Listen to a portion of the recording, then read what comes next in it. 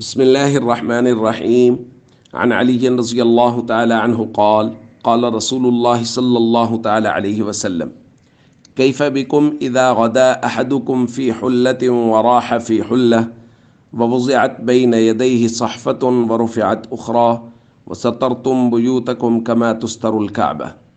رواہ ترمذی۔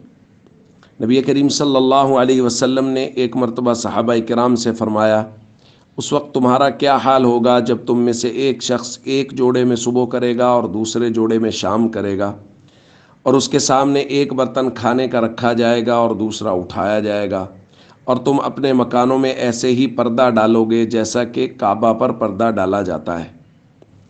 صحابہ کرام نے اپنے ذوق کے مطابق عرض کیا، یا رسول اللہ صلی اللہ علیہ وسلم، نحن یومئذ خیر من اليوم نتفرغ للعبادہ۔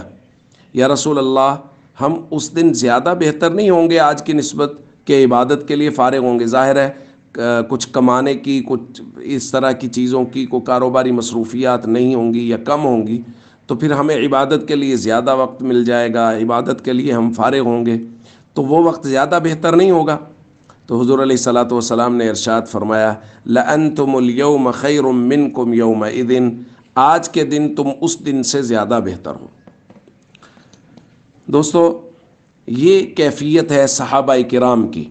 اب حضور علیہ الصلوۃ والسلام نے ایک ہمارے معاشرے کی کیفیت بیان کی ہے کہ ایک شخص صبح ایک جوڑا پہنے گا، شام کو ایک جوڑا پہنے گا، کھانے کے وقت ایک برتن کھانے کا اٹھایا جائے گا اور دوسرا رکھا جائے گا، گھروں میں باقاعدہ پردے لگائے جائیں گے جس طرح بیت اللہ کے ارد گرد پردے لگائے جاتے ہیں۔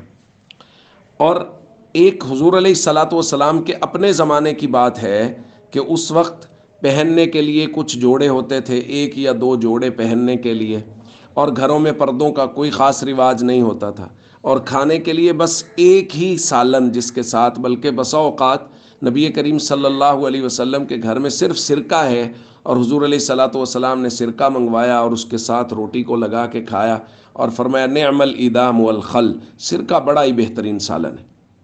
تو اس سے بات جو سمجھ میں آئی وہ یہ ہے کہ مالی فراوانی وہ اس کا کوئی تعلق نہیں ہے انسان کی ترقی کے ساتھ۔